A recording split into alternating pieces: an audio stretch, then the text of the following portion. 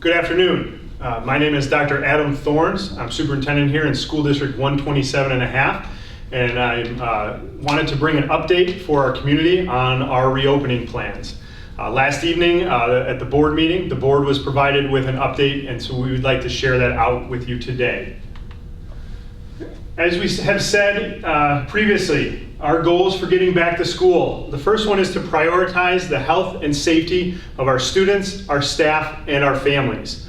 We also want to be able to support a smooth transition, providing the choice of high quality, rigorous learning options, and we need to prepare for multiple scenarios. We must remain nimble and flexible with our learning plans and follow the Illinois State Board of Education, the Illinois Department of Public Health, and the CDC recommendations, and be able to adjust our plans accordingly. In the Illinois State Board of Education guidance, it does strongly encourage for in-person learning in Phase 4.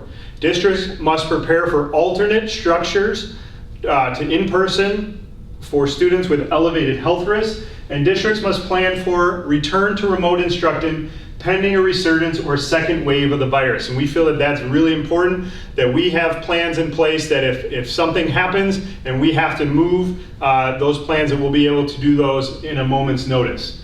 And we also need to follow the Phase 4 IDPH guidelines that require the use of appropriate personal protective equipment, including face coverings. We are prohibited from having more than 50 individuals from gathering in one space, and a space would be a classroom, the gymnasium, a lunchroom, those types of things. Required social distancing be observed as much as possible.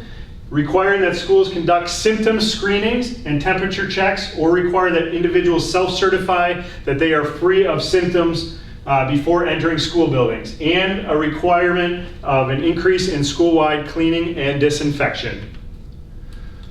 The two models that District 127.5 will be offering at the start of this school year. Our first model is the hybrid model. And you'll see that students will be divided into A and B groups. Group A will consist of students with the last names A through J. They will attend in person on Mondays and Wednesdays.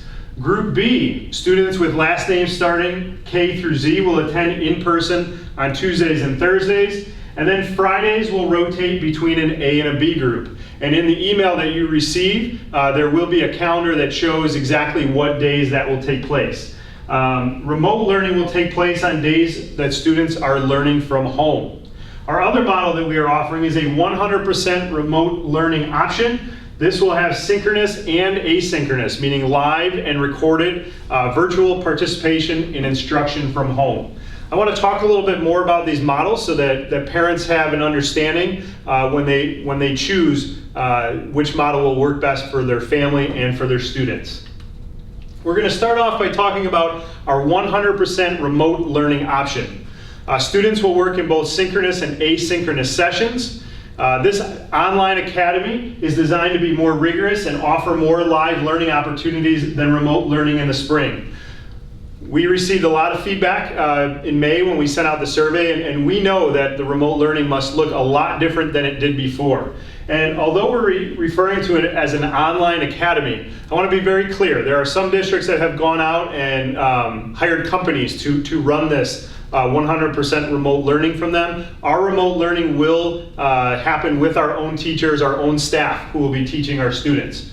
Students will be expected to be available for live learning sessions throughout the day. Students who enroll for the online academy must do so for the entirety of the trimester. That's very important for us when we're trying to get our staffing levels correct. So if a parent is going to be choosing remote learning, that will need to be for the entire trimester. And as I said earlier, our staff will be facilitating the online academy courses. However, students may not be assigned to teachers or classmates from their home school. We may see a Ridge Lawn student in a classroom with Ridge Central, taught by a Ridge Central teacher, and those are the different options that could be happening.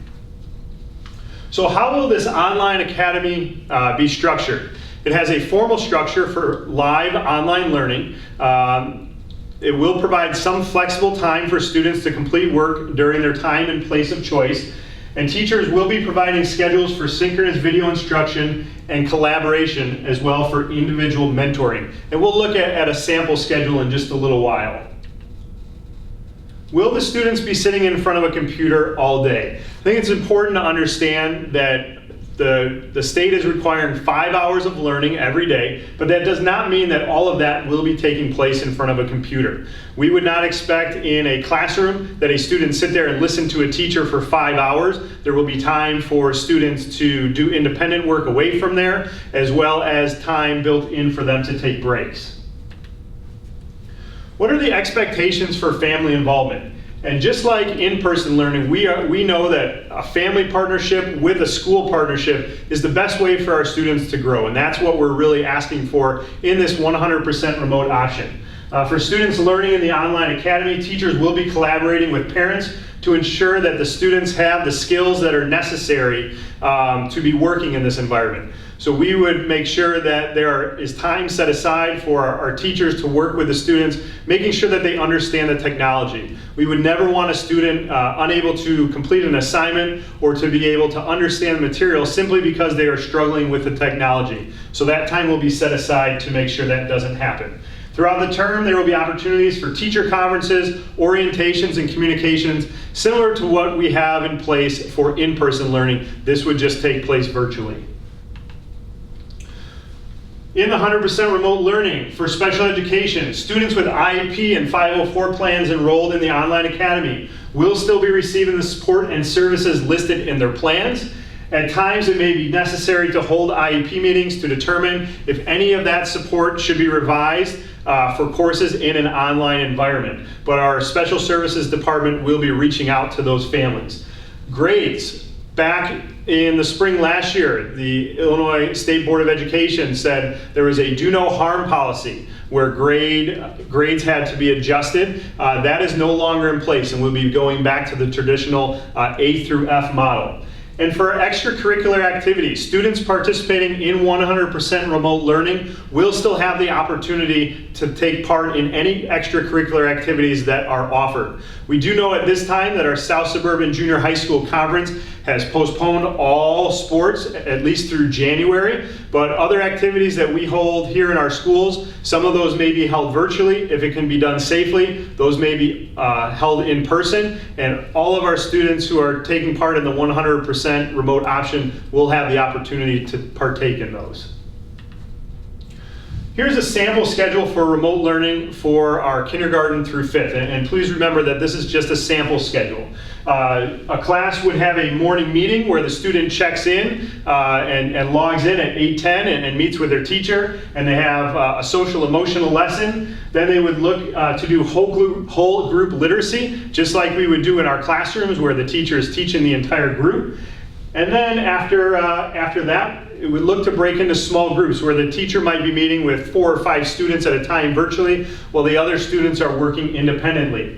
Then there would be a break from 10 to 10:15 to give the student a chance to kind of get up and stretch and walk away, followed by specials, whether it's art or music or PE. And then there will be a time for interventions, whether it's EL, speech, social work, OT and PT. That is a time for our students who need to have interventions, and would be more of a break for some other students or a time for them to do some of their other work.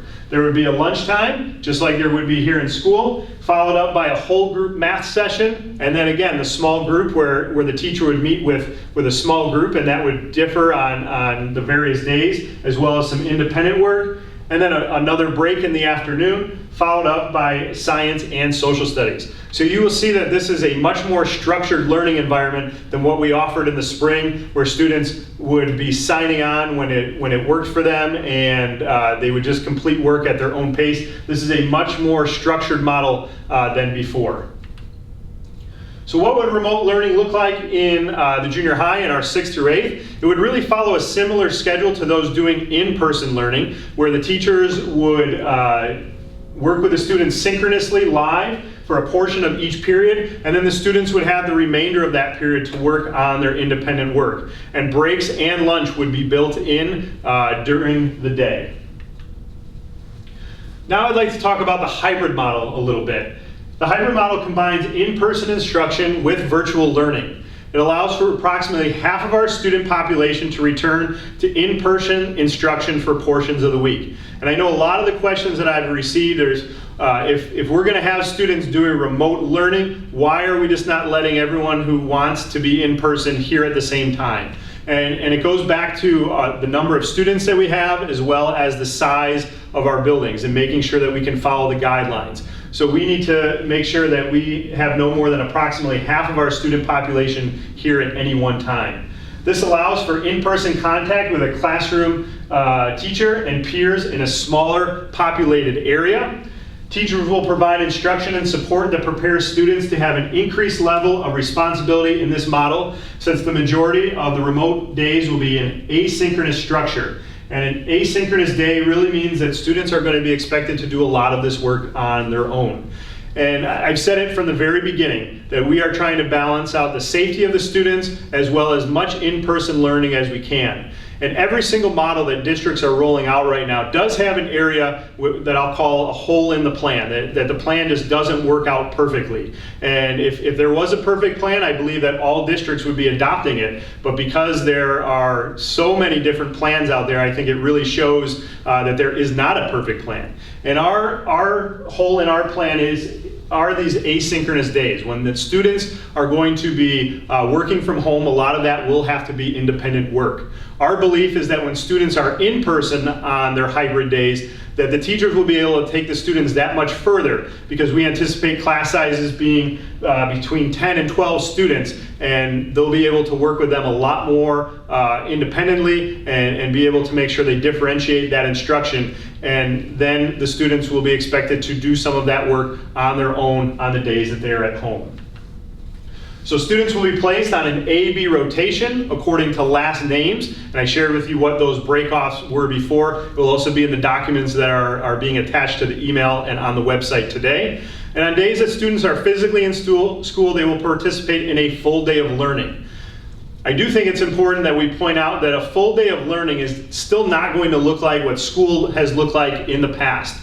We have to remember that we are still in a pandemic, and students are going to have to spend a lot of time washing their hands and practicing that proper hand hygiene. Students are going to be spaced out throughout the room in the desks to practice social distancing. Much different than when students are able to come together and collaborate around a table over a problem that they're trying to solve. And so I think it's really important for families, as they choose which option that they would like to see, that they understand that although we all want school to go back to how it was before in many aspects, that's just not going to be possible right now. On the day that students are at home, they will be participating in asynchronous learning designed by their teacher, and should plan to engage in approximately 5 hours of learning. In our hybrid model, students will still be going from 8:10 to 3 o'clock. Again, here is Group A. Students with last names A through J will be in attendance. On Tuesday, Group B, students with the last names K through Z will be in person. Group A on those days will be working remotely from home. And then you will see on Fridays, that is when those days are alternating between the A and the B groups. Pre-K will follow a very similar format. The AM session will be from 8:10 to 10:40. The PM session will be from 12:30 till 3 o'clock. And for those of you who have participated in our pre-K program before, you will see that 15 minutes have been cut off on both of those sessions to allow more time for our custodial staff to get into these classrooms to clean them out. And one of the other questions that I've received quite often is, why are we not looking at the AM-PM model, where all students come in, half of them come in the morning and half of them come in the afternoon? And our struggle for that has been ensuring that we would be able to clean the classrooms appropriately in between the two sections. We do believe that we will be able to disinfect them appropriately for the small amount of pre-K classrooms we have throughout the district. How will hybrid learning be structured? The days the students do not attend school in person, that learning will be delivered asynchronously or out of school, mostly through electronic means. We've talked about that.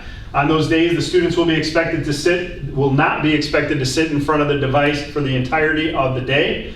Students will be engaged in independent work at their own pace, and there may be small group live sessions or a touch in base with an educator scheduled throughout the day. And that is our hope. The Illinois State Board of Education did strongly recommend that there be 2.5 hours of synchronous learning on those days that are remote. And our district, like many others who have looked at the hybrid model, are not able to do that with our staffing that we currently have. But we do want to try to provide as much live interaction as we can, and that will be dependent on how many students we have go remote and how many we have go hybrid. The hybrid model allows for frequent face-to-face check-ins in person so that staff can respond to the social, emotional, academic, and well-being of our students. And that is the hope, that for our students, even though school is going to look differently, that at least when they are in person, they are having that interaction with our staff.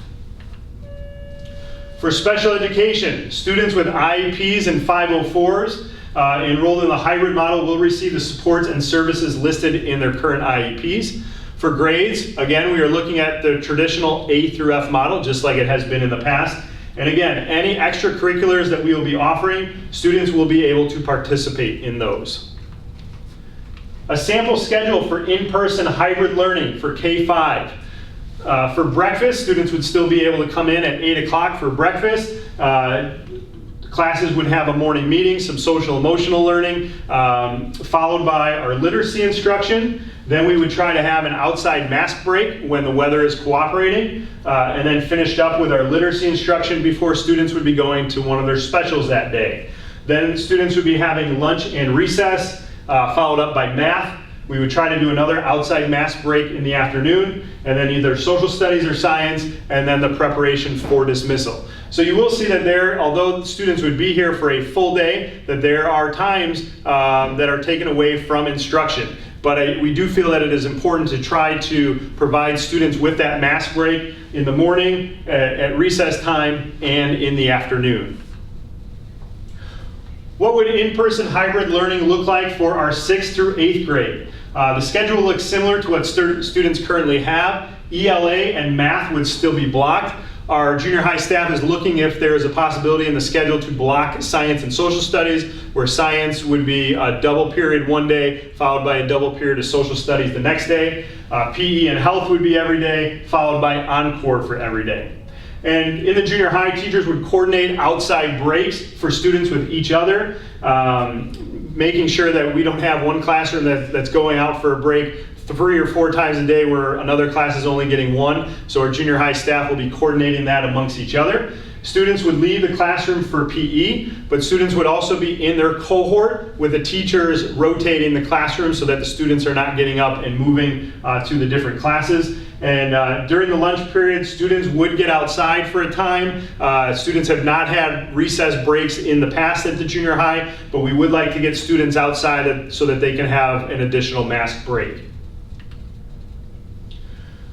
In the email, in the information that is being sent out, along with what is posted on the website, families will be receiving a survey. It says tomorrow, which it will actually be today, 7/29, to choose between 100% remote learning and hybrid learning. They will also receive the reopening documents. I think there's going to be a lot of information there. Hopefully it's in a manner that is easy to read. And the survey will be due back on Tuesday, August 4th by 3 p.m. And we had to set that date to ensure that we have time to look at our staffing so that we can make sure that we have teachers and students placed in the right areas. Our health and safety protocols. Again, face coverings will be mandatory for our students and our staff. PPE kits, including masks and disinfectant, will be provided to all staff, and 2 face masks will be provided for each of our students.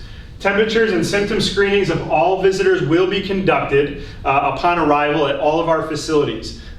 We will have isolated waiting rooms identified at all facilities for individuals demonstrating COVID-19 symptoms. Tomorrow I am walking through with our architect in all 3 buildings to determine which area of our building is the best place for these quarantine rooms to be held. Limits will be placed on non-essential visitors, volunteers, and activities involving external groups. We understand that we are a community building, and we love sharing that space with groups like the Cub Scouts and different athletic programs. But at this time, it is going to be limited to just our students and our staff. Social distancing will be observed as much as possible in all areas. Again, as I said earlier, no gatherings of 50 or more individuals in any space. Buses will be limited to a maximum of 50 people. Families are encouraged to drive. I shared with the board last night, at this time we are having a conversation with our transportation company. They are currently indicating that buses will be sanitized every evening, which works out okay when we have assigned seating on buses if the buses are only for our district. But if the buses are used for other districts on other routes, we feel that it is very important for the bus company to disinfect in between each route, and we are continuing to have conversations with them at this time. Completion of COVID-19 self-screener by all staff, students, and visitors will be required prior to arriving at school or district offices, and daily temperature checks. And temperature checks may also be taken throughout the day. How will we ensure there is self-certification? Each family will receive a pad of paper for their student with a daily self-certification form that they will be able to tear out. You are to send that form with your students. They will need to have that filled out before boarding a bus or before entering the school. Temperature checks will still be completed before entering the school building. And this is a sample that I shared last time with our families in our presentation of what that self-certification would look like. It has questions on there.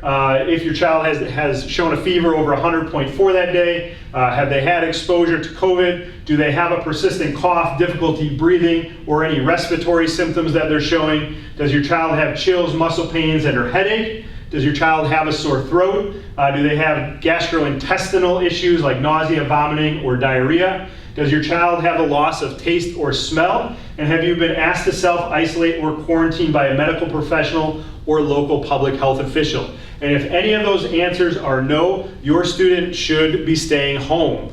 This is not the year to, if a student is waking up and says they don't feel well, for a parent to say, you know what, why don't you try going to school? This is not the year. If our students and staff are not feeling well, they should be staying at home. Preparing for when a student or staff member becomes sick. Any individual who tests positive for COVID-19 or who shows any signs or symptoms of illness should stay home.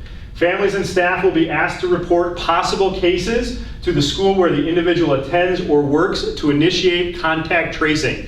And for us, contact tracing, we'll have bathroom signouts, we'll have assigned seats in the classroom, we'll have assigned seats on the buses. So if we are aware of a student or a staff member who is ill, we'll be able to go back and reference who was near that person.